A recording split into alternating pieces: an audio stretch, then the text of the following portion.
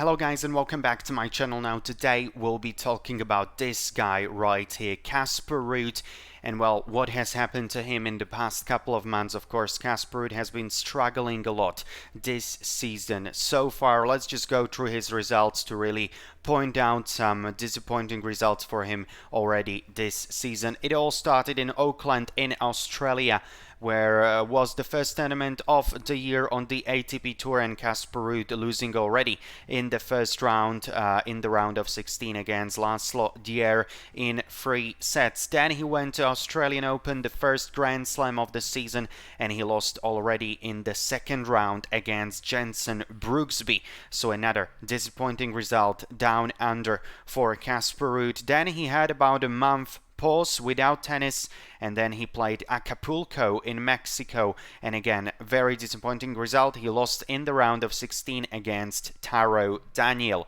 Then he went to the first Masters of the season, Indian Wells, and he lost in the round of 32 already against Christian Garin, the player who is very well, who can play very well on clay, but well, Christian Garin probably isn't the player you would expect to beat Casper Ruud, especially on hard surface. Then in Miami, disappointing again result already. Exit in the round of 32, defeat against the Netherlands player Botic van de Zandschulp in 3 sets.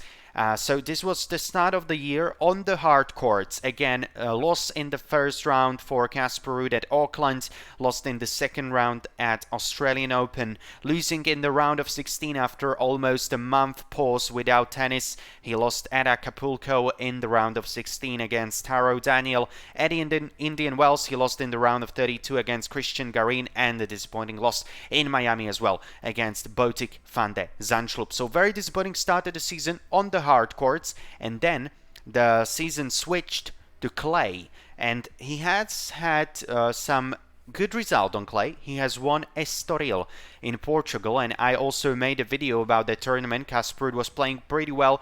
He managed to beat Joao Sousa, Baez, Quintana Lis, and in the final he defeated his good old friend Miomir Kecmanovic. So a good run for Casper Ruud. He was able to get 4 wins in a row, and he won title in Estoril. Actually, in that video I made about the tournament, I said this could very well be a turning point for Casper Ruud, a turning point in this season that could really just kick things in the better direction for the Norway player number 1, but it didn't really happen. At Monte Carlo, disappointing loss already in the round of 16 against Jan-Lennart Struff.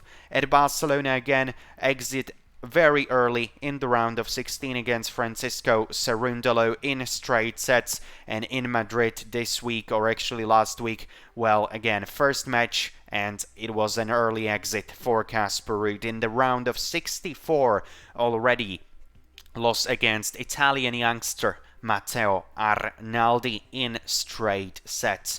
So as you can see, guys, from these results, Casper Ruud, the only positive really from this season so far for the Norwegian player number 1 is the win in Estoril, ATP 250, but still you would expect Casper Ruud to have better results than that. But actually, right now let's look to his results last year till this point, because they have been pretty similar. He hasn't really lost a lot of points so far, and we will explain why. So last year he has won Buenos Aires. That was actually his first tournament of the season. Last year he didn't play Australian Open. First tournament he played in February, Buenos Aires, and he was able to win it. So a great start to the season for Casper Ruud in 2022. Then at Indian Wells he lost in the round of 32 already. Same result as this year. He lost against Nick Kyrgios in 2022. So he didn't lose any points at Indian Wells. Then in Miami he was able to reach the final, where he was beaten by Carlos Alcaraz, a certain player from Spain, in straight sets. And that was really the only tournament so far this season where Casper Ruud really did lost a pretty good amount of points, right? Because last year he made a final in Miami. This year he was defeated already at a round of 32. So a lot of points lost for Casper Ruud at Miami. But then he lost in the round of 16 already at Monte Carlo against Grigor Dimitrov, so he didn't lose any points there this season. And he made quarterfinals at Barcelona. He was defeated by Pablo Carreño Busta in 3 sets, so he didn't really lose a lot of points at Barcelona either, because this year he was able to reach a round of 16 in Barcelona, whereas last year he made quarterfinals, so that's just really not a lot of points difference there. And he reached quarterfinals in Munich. Last year he was defeated by Botic van de Zandschulp. This year he didn't play Munich. And then in Madrid he lost already in the round of 32 against Dusan Lajovic. So in his first round in Madrid he lost also last year, so he didn't lose any points in Madrid as well. So that's very interesting. So actually, when you compare these past 2 seasons, the bad thing obviously for Casper Ruud is that he's playing very poorly, but the good thing is that he really isn't losing a lot of points. Actually, he's basically not losing any points, we may say. The only tournament where he actually lost a lot of points so far this year has been Miami, because he made a pretty good result. He reached the final in Miami last year, and he was defeated this year at Miami already in the round of 32, but he didn't lose any points at Australian Open. Actually, he gained some points, because last year he didn't play Australian Open. This year he made second round. He didn't lose any points at Indian Wells. He didn't lose any points at Monte Carlo. He did lose only a few points in Barcelona. So I mean, that's the positive for Casper Ruud that he can take away from these first 4 months of the season. But the problem is for Casper Ruud, the real problem is that right now are coming the tournaments where he did really well last year. So he will be defeating a huge amount of points these next weeks. And this really could be a problem for Casper Ruud if he really won't be able to find his rhythm. So let's see about results last year that he had. At Rome, he made semi-finals. He lost against Djokovic in the semi-finals of Rome, so he will be defeating a lot of points next couple of weeks in Rome. In Geneva, he was winner, so he won ATP 250 in Geneva in Switzerland just a week before Roland Garros. And then at Roland Garros, as we all know, he had a fairy tale run all the way to the final, where eventually he was defeated by his idol, Rafael Nadal, in straight sets. But yeah, that might be a problem for Casper Ruud. Defeating all of those points for reaching the final at Roland Garros, I think that will be a tough ask for Casper Ruud to repeat that result. Currently, if you ask me, I really don't see Casper Ruud repeating that, so that will be a problem for the Norwegian player to reach the final at Roland Garros this year. And obviously, if he won't, then he will be losing a ton of points, and he will be dropping rankings quite heavily. So yeah, that's that for the next couple of weeks. Casper Ruud is defeating a lot of points. Again, semi-final in Rome, winner in Geneva, and final at Roland Garros. But let's look at the rest of the season, right? So where Casper Ruud really needs to do well to defeat his points. He won Gstaad last year. I'm not sure if I'm pronouncing that as well, but it's ATP 250, so he won Gstaad.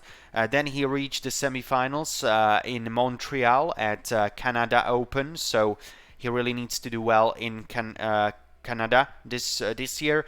And then he reached a final at US Open, so again, he reached 2 major finals last year, and these finals at Roland Garros and at US Open really made up a huge portion of his points. So he needs to do well at US Open as well, and then he reached the finals at Nitto ATP Finals in Turin.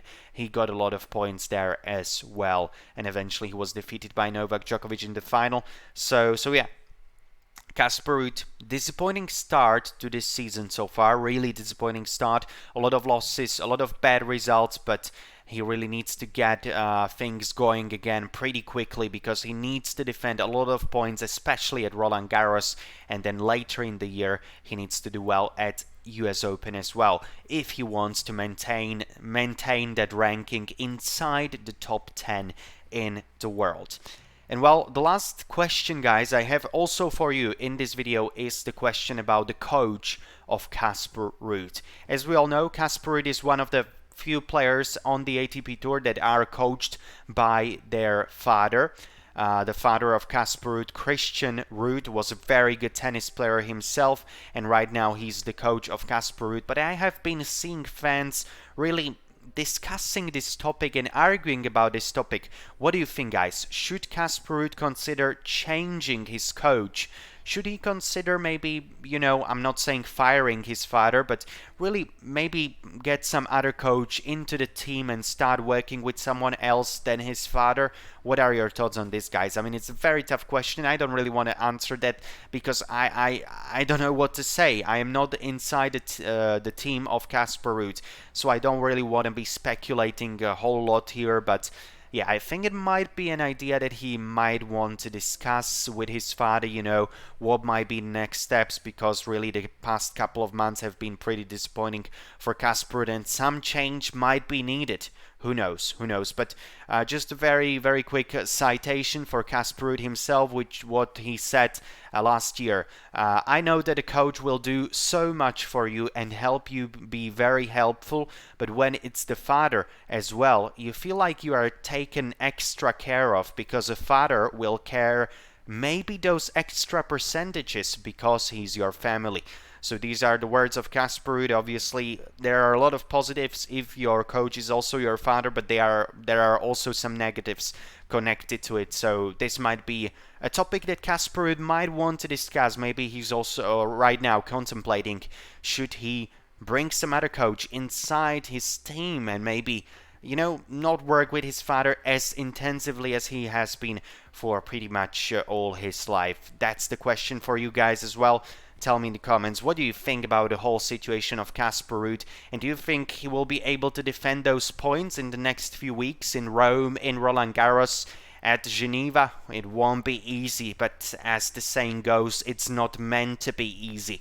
So let's see what Casper Ruud can do in these next couple of weeks. He loves to play on clay, as we all know, and this is the clay season, so Casper Ruud really should be firing on all cylinders and should really up his game if he wants to stay at a pretty good ranking, inside the top 5. If he won't do well at Rome and at Roland Garros, well, for sure he will be out of top 5 and he will be struggling to stay in the top 10 as well. So let's see what the next couple of weeks hold for Casper Ruud, but it should be interesting to see if he can find his form back. And you think he's a great player, you think he should be able to get back to his 100%. So again, guys, thank you very much for watching this video. Hopefully you enjoyed it. If you did, make sure to leave a like and please subscribe if you haven't already. Thank you, guys, and see you soon. Bye for now.